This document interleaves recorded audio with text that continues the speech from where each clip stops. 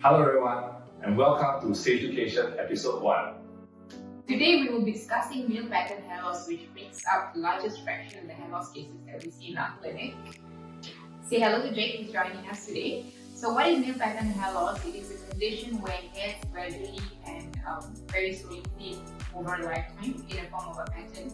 And this pattern essentially means that you will find a hair that's thinning thins across the top of your scalp. Male pattern hair loss is actually very common, affects more than 50% of our male population. Increasingly, we see an earlier age of onset. Our youngest patient is actually 16 years old.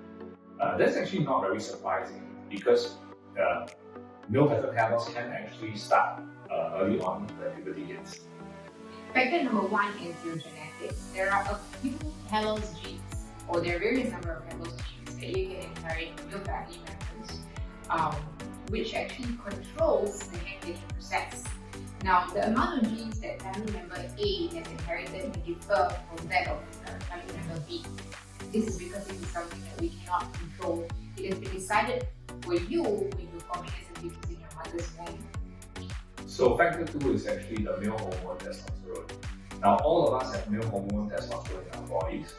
At the follicular level, the testosterone is converted by 5-alpha reductase, which is an enzyme, to DHT. DHT is dihydrotestosterone, which is the primary hormone that affects the follicles.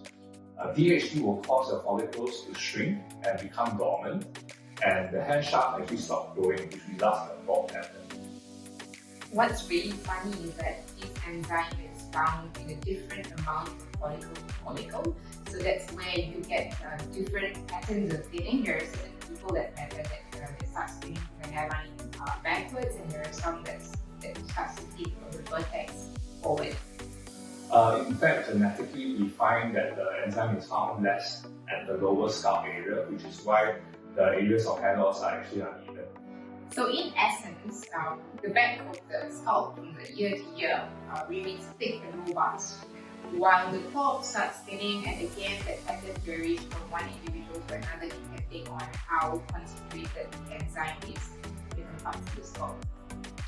So in fact, as an aesthetic doctor that treats male pattern hair loss, and actually I see hair loss of different genders, I find that a lot of times hair loss significantly impacts the self-confidence. I have to agree with you on that.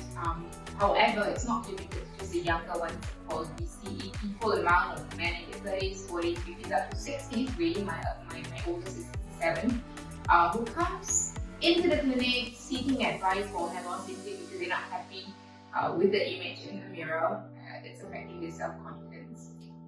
Actually, I also find that with our patients, they're not asking for the sky.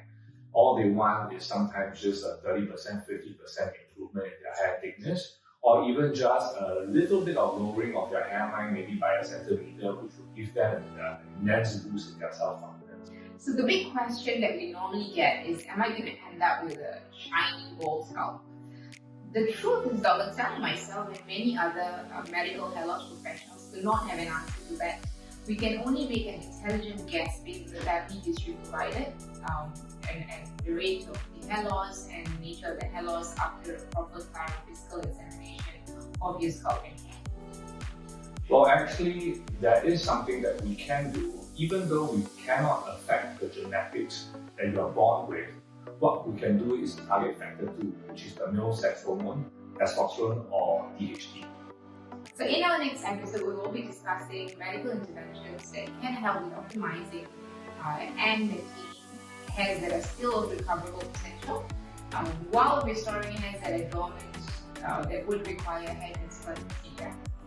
Well, thank you for watching, and I hope that today's episode gives you a basic understanding of male pattern hair loss.